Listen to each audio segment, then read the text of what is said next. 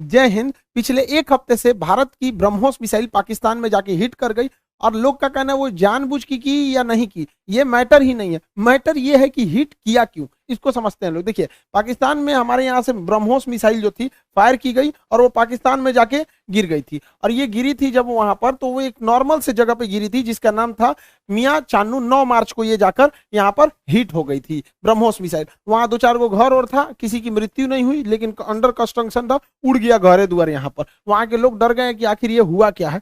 तो उसके बाद वहां पर जो जो inter service public relation officer होते हैं, ISPR, कहीं पे भी देखिएगा तो एक PR ऑफिसर होता है, PR पब्लिक रिलेशन। यही लोग सारे लोग पब्लिक से कांटेक्ट करते हैं। जैसे मीडिया वाले को पास भी एक पूरी की पूरी PR टीम होती है। अब किसी मीडिया वाले को मान के हमारा इंटरव्यू लेना है, खान सर का इंटरव्यू, तो उन लोग को क्या पता, वो अपने PR टीम को बोलेंगे कि खान सर का नंबर निकालो, बताओ कहाँ बात करना है। तो वो PR टीम ही काम करती है। तो हर डिपार्टमेंट का एक PR ऑफिसर होता है, पब्लिक रिलेशन ऑफिसर, वही बताता है क्या हो रहा है क्या नहीं हो रहा है, एक तरह का प्रवक्ता होता है। तो इन्होंने कहा कि हमारी टेरिटरी में एक पता नहीं अनआइडेंटिफाई कोई ऑब्जेक्ट घुस गया, 4 मिनट तक उड़ते रहा, प्रोजेक्टाइल था, वो आया गिर गया, किसी की जान माल की क्षति नहीं हुई है, हमने उसे पूरी रडार में ट्रैक किया, आके वो यहाँ पे गिर गया। ये इन लोग का स्टेटमेंट था। एक्चुअली में हुआ क्या था कि भारत से मिसाइल लॉन्च किया गया था, लेकिन ये दोनों देशों में विवाद न हो जाए इसलिए भारत सरकार के पहले से एक समझौता है 1999 का। 21 फरवरी 1999 में अटल बिहारी वाजपेयी और नवाज शरीफ के बीच एक लाहौर एग्रीमेंट साइन हुआ था, लाहौर डिक्लेरेशन। इसमें कहा गया था कि अगर दोनों सेनाओं की ओर से अगर कभी भी गलती से कोई मिसाइल या हमला हो जाता है तो वो लोग हॉटलाइन पे बात करके इसका कंफर्मेशन कर देंगे कि जानबूझ के किया गया या गलती से हुआ है, इसकी अवगत करा दिया जाएगा। तो उसके लिए भारत की ओर से हॉटलाइन पे बात करके बता दिया गया पाकिस्तान को 2 दिन बाद कि भैया हमारी ओर से गलती से चला है।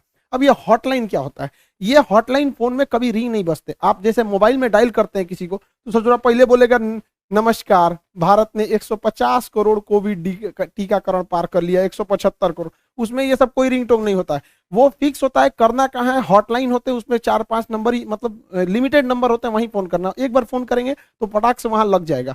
तो हमेशा इमरजेंसी में होता है। अगर हम कहीं किसी पे फोन पे बात कर रहे हैं और कोई नॉर्मल आदमी हमको कॉल करेगा तो उसको वेटिंग बता देगा, लेकिन अगर हॉटलाइन से कॉल करेगा तो जिससे हम बात कर रहे हो तो उसका फोन वहां कट जाएगा और डायरेक्ट आ जाएगा मेरे पास आदेश। तो ये हॉटलाइन 2 देशों के बीच में होता है। मुख्यमंत्री जब कॉल करते हैं तो हॉटलाइन से कर सकते हैं, प्रधानमंत्री वगैरह, तो हॉटलाइन से भारत सरकार ने उन्हें बता दिया कि ऐसा ऐसा हुआ है। शुरुआत में ये मामला दब गया था, लेकिन पाकिस्तान के लोगों को लगा कि उनकी तो मेरी बेइज्जती हो गई, किसी ने आया पूरा बजा के चला गया, इसकी जांच होनी चाहिए। अब ये भाई साहब ये कर रहे हैं कि इसकी जांच कराएंगे हम, कैसे मिसाइल आया और ऐसे हमारे देश के अंदर घुस गया 124 किलोमीटर। अब ये मामला लेके जाएंगे यूएनओ में सिक्योरिटी काउंसिल में उठाएंगे, रूस से कहेंगे, चाइना से कहेंगे, इस्लामिक ऑर्गेनाइजेशन के देशों से कहेंगे। इन लोग का कहना है कि यूएनओ तक में ये मामला उठेगा कि आखिर ये मिसाइल आया क्यों। ये गधा पाकिस्तान उसी चाल में फंस गया जिसमें हम इसे फंसाना चाहते थे। हम ये चाहते थे कि पाकिस्तान इस पर बवाल करे और ये मामला इंटरनेशनल हो, लेकिन इन गधों के यहाँ पता नहीं कोई इंटरनेशनल रिलेशन पढ़ाता भी है कि नहीं, इन गधों को कुछ नहीं पता, ये हल्ला कर दिए हैं। एक्चुअल में ये मिस फायर नहीं था, ये डायरेक्ट फायर किया गया था जानबूझ के। हम आपको कुछ प्रूफ देते हैं, आप समझिए क्यों डायरेक्ट फायर किया गया था। यह मिसाइल जब उड़ती है हरियाणा से, तो यहां से लगभग हरियाणा पंजाब के बॉर्डर से 2 मिनट तक इंडिया में रहती है, फिर ये कर्व करके पाकिस्तान में जाती है, 4 मिनट तक ये पाकिस्तान में फ्लाई करती है। अब ये बताइए, जो मिसाइल ऑपरेटर इसे 4 मिनट तक फ्लाई कर रहा है, तो भारत में जो मिसाइल ऑपरेटर, उसे भी पता है कि वो इंडिया का बॉर्डर छोड़ दिया और पाकिस्तान में जा चुका है। तो पहला बात कि जब वो 4 मिनट तक दुश्मन की टेरिटरी में घुसा कैसे, ये इंडिया वाले को तो पहले से पता था। एक और गलती क्या थी, सेल्फ डिस्ट्रॉइंग सिस्टम होता है। जब कभी भी मिसाइल अपने रास्ते से भटकता है तो उसे मिसाइल के अंदर ऑटोमेटिक डेटोनेटर लगा होता है जो मिसाइल को रास्ते में ही ब्लास्ट कर देता है, जिससे कोई नुकसान नहीं होता है। तो किसी भी मिसाइल को मारने से पहले उस मिसाइल का एक ऑपरेटर रूम होता है, उस ऑपरेटर रूम से उस मिसाइल को फायर किया जाता है। फायर करने के बाद वो ऑपरेटर इस मिसाइल को रडार पर देखता है, अगर रास्ता भटकता है तो सेल्फ फायर कर देता है। इस मिसाइल को सेल्फ फायर नहीं किया गया, बल्कि ऑपरेटर चुपचाप देख रहा था, मजा मार रहा था कि घुस गया है पाकिस्तान में चला गया है 124 किलोमीटर तक। तो एक ये दूसरा प्रूफ, और भी कई सारे प्रूफ हैं। तो समझिए कैसे। ये नक्शा पाकिस्तान ने जारी किया, हमने ये जारी किया पाकिस्तान। इसमें जो तीर का निशान है ये दिखा रहा है मिसाइल किस तरह आया और कैसे ये यहां से जाकर यहां मियां चन्नू पे जाके गिर गया। यहां पर देखिए कैसे मिसाइल ने सबसे पहले अपने से अगर मिस फायर होगा तो सीधे जाएगा, अपने से मिस फायर होगा तो सीधे। ये टर्न नहीं मार सकता है अपने से, माल फंक्शन की वजह से, गड़बड़ी की वजह से 90 डिग्री का कर्व नहीं मार सकता जब तक उसको पाथ फाइंड नहीं किया गया होगा, पहले से नहीं बताया गया हो। तो पहला 90 डिग्री टर्न अपने से नहीं मारा गया होगा। दूसरा, इस मिसाइल में कोऑर्डिनेशन फिक्स था। किसी भी मिसाइल को मारने से पहले उसका जीपीएस लोकेशन कोऑर्डिनेशन फिक्स किया जाता है कि यहीं पर जाना है, लेकिन इसमें कोई बारूद नहीं था। देखिए अमूमन यही होता है कि पहले उसमें बारूद यानी वारहेड भरा जाता है, पहले उसमें वारहेड भरा जाता है, तो इसमें वारहेड था नहीं। जब वारहेड भर दिया जाता है तब उस मिसाइल में फीड किया जाता है कि इस मिसाइल को जाना कहाँ है। तो इस मिसाइल में जाना कहाँ है ये फीड कर दिया गया था, और वारहेड नहीं फीड किया गया था। और जाना भी कहाँ है, मियाँ चन्नू पे। यहाँ ना कोई स्ट्रेटेजिक लोकेशन है, ना कोई सेना का स्कूल है, कुछ भी ऐसा नहीं है। जानबूझ के भारत ने मिसाइल का वारहेड हटाया कि किसी की जान माल की हानि ना हो, और ऐसे जगह को चुन लिया जहां कोई स्ट्रेटेजिक महत्व नहीं है कि बवाल ना होगा। बस हमें मिसाइल घुसा के बवाल करना था, भयंकर बवाल नहीं कराना था। एक और देखिएगा, इस मिसाइल को अगर देखेंगे तो 104 किलोमीटर से ज्यादा ये भारत में रही है, 124 किलोमीटर गई है, उसके बाद भी ये एक्स्ट्रा गई है। यानी इस मिसाइल की रेंज जो थी वो 290 किलोमीटर ही है। इस मिसाइल की रेंज 290 किलोमीटर, लेकिन ससुराई ब्रह्मोस मिसाइल 320 किलोमीटर कैसे चल गया। लगभग ये 30 से 40 किलोमीटर एक्स्ट्रा चला है। देखिए ये पाकिस्तान का ही नक्शा ही दिखा रहा है कि 33 किलोमीटर एक्स्ट्रा चल गया। बवाल है भैया, रेंज से 33 कैसे। तो कोई भी चीज को फेंकते हैं तो जब रेंज खत्म हो जाता है तो आराम से गिरता है। तो ब्रह्मोस और आगे गया था यहाँ पर। इस दौरान भी इसे सेल्फ डिस्ट्रॉय नहीं किया गया, यानी भारत से बैठ के ऑपरेशन टुकुर टुकुर देख रहा था, जानबूझ के किया गया है इसको। अगला देखिए, और भी ये खुद पाकिस्तान कर रहा है, उसको समझाते हैं। ये उनके ISPR है, inter service public relation, ISPR। समझ में आ गया? ISPR समझो समझो, तोरा नहीं पता अभी यहाँ पे। पहला इनका कहना है कि हम उस पर नजर बनाए हुए थे। देखिए इन निकम्मों को, इसके देश में 124 किलोमीटर कोई मिसाइल घुस गई, इसको ये लोग अपने रडार में बस नजर बनाए हुए थे। ये खुद कह रहा है कि हमने बस उसको ट्रैक किया, उसको 124 किलोमीटर, क्योंकि उस मिसाइल की रफ्तार इतनी ज्यादा थी, 3 मैक की थी, कि हम उसे मार के नहीं गिराए।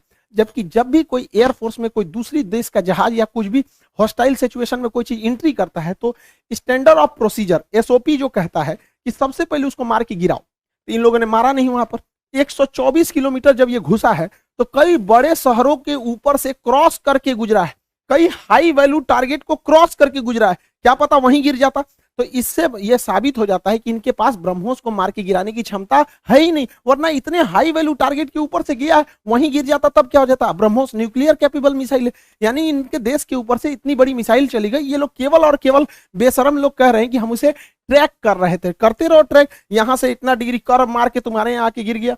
पाकिस्तान इसे मार के गिरा भी नहीं सकता, क्योंकि ब्रह्मोस 3 मैक से चलती है। इसके पाकिस्तान के पास चाइनीज रडार है, इन चाइनीज रडार की हेल्प से इसके पास 2 तरह के मिसाइल क्षमता है। एक HQ-7 है, ये 30 से 40 किलोमीटर की दूर की मिसाइलों को मारता है। एक HQ-9 है, ये लगभग 150 किलोमीटर मार सकता है। ये दोनों चाइना का है। इस सबको पता नहीं चला कहाँ चल गया यहाँ पे, इन सब किसी काम का नहीं। अब इससे चाइना भी घुस आया है, क्योंकि उसका ऑर्डर दे रखा था।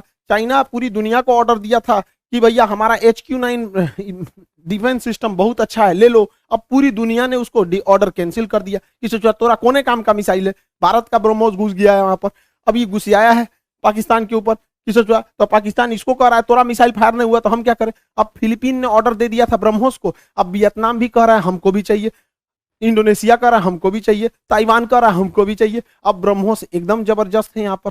अभी भी किसी को डाउट होता है कि भारत से मिसाइल गलती से छूट गई है, अभी भी मन में डाउट है तो दिमाग लगाइए। हम आपको मिसाइल छूटने के 10 दिन पहले अपना एक वीडियो का छोटा सा क्लिप बना दिखाते हैं, जो यूक्रेन मुद्दे पर बताए थे।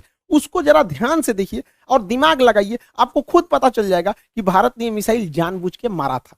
इस दुविधा में हम लोग हैं कि अमेरिका का साथ दें कि रूस का साथ दें। इसके लिए सबसे अच्छा रास्ता क्या होता है समझिए। मान के चलिए हमारे 2 बहुत करीबी आदमी हैं, उन दोनों का बियाह पड़ गया। वो कह रहा है कि हमरे बियाह में आना, वो कह रहा है हमरे बियाह में जाएगा। तो भैया हम एक में जाएंगे तो दूसरा से संबंध खराब हो जाएगा। एक काम करते हैं, वही दिन हम अपने बियाह कर लेते हैं, बातें खत्म हो जाएगा। भैया हम अपने बियाह में बिजी थे। इसी वजह से सबसे अच्छा तरीका है, ना हम रूस के फेवर में जाएंगे और ना ही हम अमेरिका के फेवर में जाएंगे। सबसे अच्छा तरीका है मोदी जी को अपनी सेना को बोलिए कि गलवान घाटी में 2 किलोमीटर आगे घुस जाए। गलवान घाटी में जैसे 2 किलोमीटर आगे घुसेगी, लड़ाई तो करना नहीं है, उलझा के रखना है। 2 किलोमीटर जहां आगे घुसेगी उधर से चाइना वाले घुस जाएंगे सर, फिर वैसे ही स्टैंड ऑफ हो जाएगा। 2-3 महीना चलेगा, अमेरिका कहेगा हे बोलना रे रूस को, कहे हम कुछ जी करे, हम तो खुदे लड़ रहे हैं चाइना से यहाँ पे, तो हमला दोनों शांत के शांत रहेगा। आपको क्या लगता है भारत को इधर उलझा देना चाहिए कि नहीं देना चाहिए? वरना आप मना करेंगे तो कोई ना कोई देश इस तरह से आपको कहेगा कि भैया हमारा साथ दो, उससे अच्छा हम खुद उलझे हुए हैं, बातें खत्म।